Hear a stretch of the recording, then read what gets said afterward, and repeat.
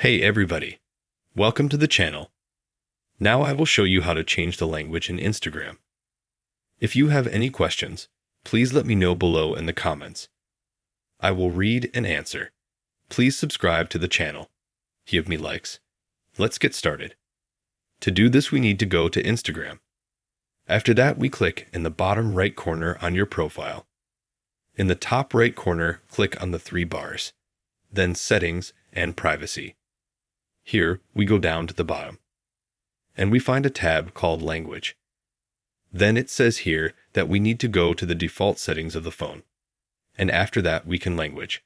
So we press Continue. We are automatically taken to Instagram settings. And now here at the bottom there is Language. All sorts of settings, microphone camera. We click Language, and we can change the language from English to any other language. Just click on Language and we'll automatically change our Instagram.